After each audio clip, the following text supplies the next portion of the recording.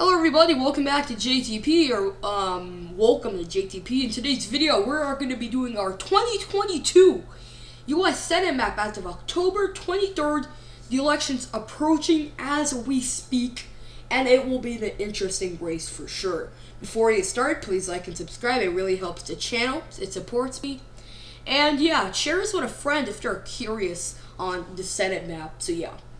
So 527 apparently is now flopping back to Republicans winning the Senate. They had it, I mean, it's absolute nonsense. They had Republicans at like 30 something before. Now you're saying it's quote unquote dead heat. No, it's not dead heat. It's going Republican with 53 or maybe less, but still. Pennsylvania, they think Fetterman will win this with 1.3. I mean, that's just pretty crazy. They think Walker has a better chance than Oz. I think Oz has a better chance. I think Walker will win, but I'm just saying Oz is more likely to win than Walker. They think Masters has a 26% chance or so of winning. That's nearly the chance Ryan has in Ohio. But Arizona will be a toss-up for sure. So yeah, I mean, don't trust 530. It's absolute horribleness. I'm just showing. I don't know if that's a word, but I'm just showing y'all what is this. I mean, this is crazy. I'm showing even the most liberal polling ever. What's it? Never mind. He's trying to come back to Republicans. He's just like, who knows if he's making money? I don't even know. But Nate Silver, I mean, some people call him Nate Plastic. He doesn't know what he's doing. I mean, he's horrible. Don't trust him at all. So I'm going to start with safe red states, 15 plus in the margin. Idaho, South Dakota, North Dakota, Kansas, Oklahoma, Missouri, Louisiana, all these states them sky as well, and Iowa.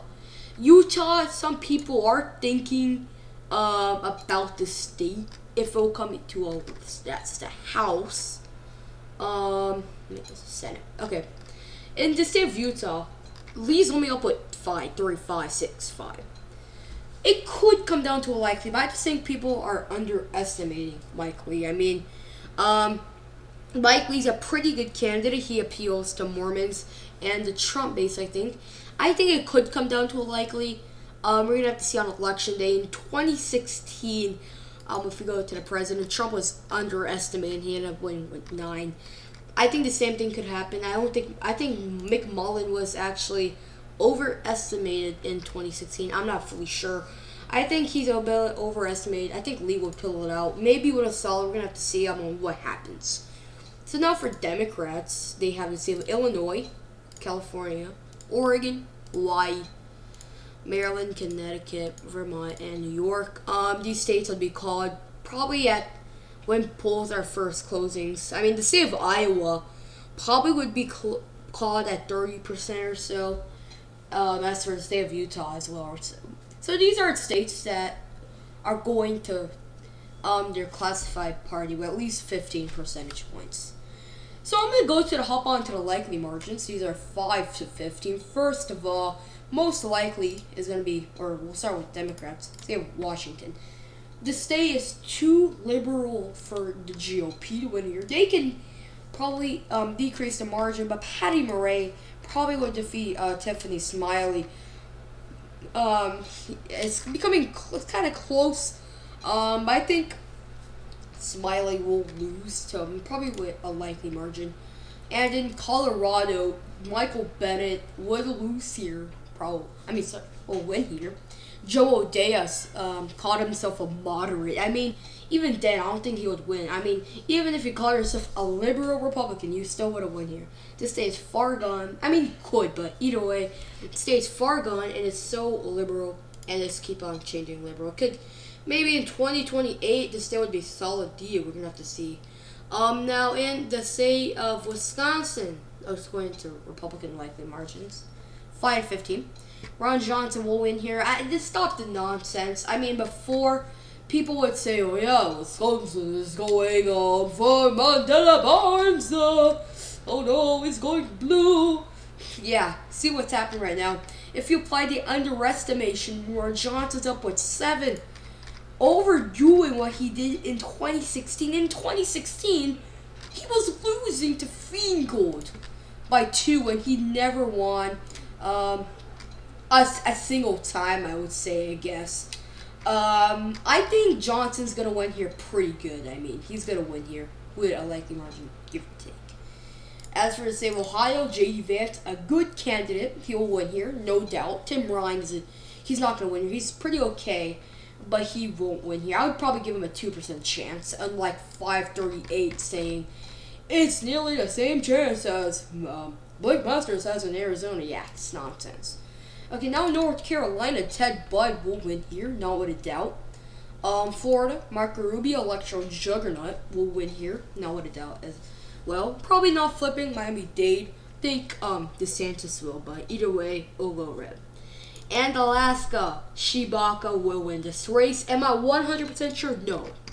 But I think she will win the race. I mean, let me go to the Senate map and click on the state of Alaska. Lisa Murkowski is a person who will do anything it takes to win. She's an opportunist. She endorsed Mary Peltola for House, which Mary Peltola will win. But in the election, first round, Shibaka plus 8. Second round, Shibaka plus 9. Then the final round, this will be the toughest round. It's a tie. This is bad for Murkowski. I think it could go either way, but as of now, I'm putting it for Shibaka. This could change, though. Now for leading states, we're going to hop on to the most kind of really important states, of which there are some, I guess. The state of Pennsylvania, Dr. Oz crushing it in Pennsylvania. Even 527 has to admit that. They're making it closer. But I'm not going to even go to 527 because they're nonsense. I would recommend RCP. They're pretty good. I mean, they have it as a Fetterman plus 1.3 as their polls right now. And that's really good. If you use underestimation, Oz is up with 2.9. And he could even win this with 4 or 3. He's likely to do that. He could. Fetterman is debating Oz, which is horrible for his campaign. I think Oz will win there, no doubt, maybe in Pennsylvania. He will ramp up the margins in the Philadelphia suburbs. And Mastriano will help him out with the base. He will win Pennsylvania. Fetterman is collapsing, and it'll be 3, who knows, give or take. Now, the state of Nevada, I mean, it could go leading. I mean, if you go to Nevada, Lactop's up only 0.8, and that's not good. And especially thinking there's underestimation for the GOP, I think it can go tilt even or leading. I'm just going to label it as a tilt so we can be on the safe side. So that leaves the Republicans at 51. They have won the majority. So yeah, they won the majority. And actually, I think I'm going to put it as a lean. There could be many other things that could happen. But just as for now, we could see how it goes. I'll classify Nevada's leading, especially since Lombardo is up with like 2. So yeah, Republicans have won the Senate. They can lose the state of Arizona and Georgia and New Hampshire, but still win control of the U.S. Senate. Now for leading states for the Democrats, there's only one. That's the state of New Hampshire. Maggie Hassan is going to win here pretty well. If you go to RCP, what they're saying, Warnock is up with 0.4 if you apply underestimation. But still, in 2016, people were saying, or RCP was saying, incumbent Senator Kelly Ayotte would win this race by 1.5. And this is polls. And look here, she was kind of surging, not really kind of. But then Maggie Hassan ended up winning the seat. Hassan, I mean, the state of New Hampshire, no matter what, it's going to go blue. Joe Biden won. Clinton won. Hassan won. It's going to be hard. I mean, with the exception of the governor's race in New Hampshire. I think it would come down to a lean, but we're going to have to see.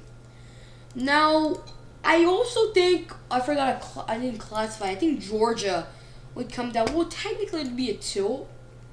I mean, I think the first round would come down to a tilt. And I mean first round, like first election. RCP thinks the state would come down.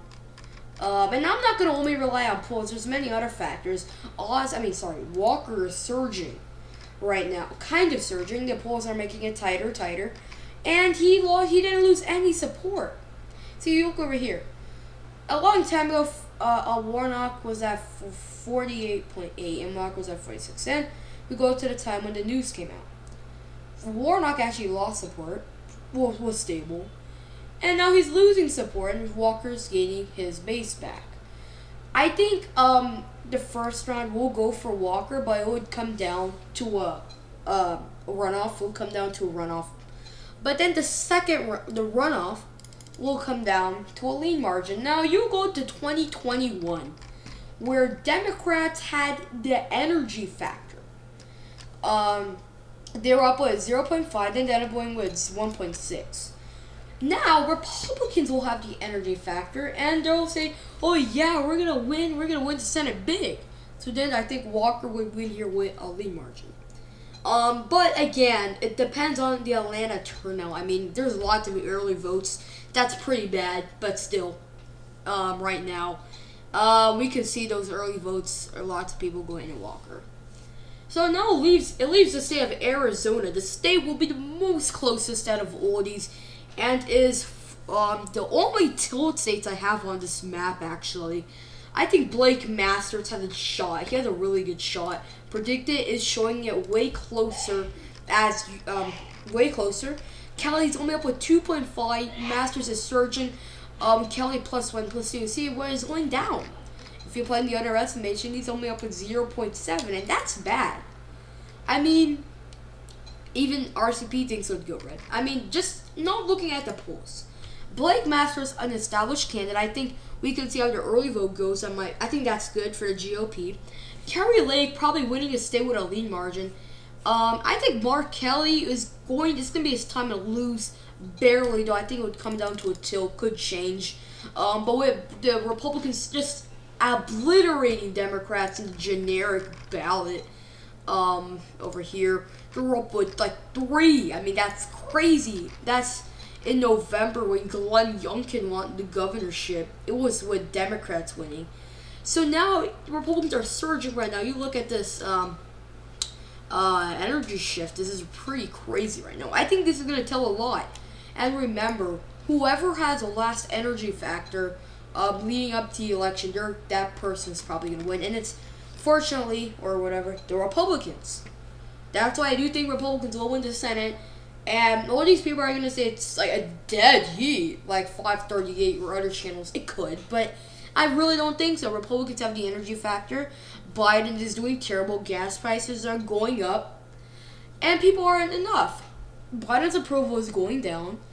And people were saying Biden's approval was recovering. And sure it was. But now it's not. It's going down.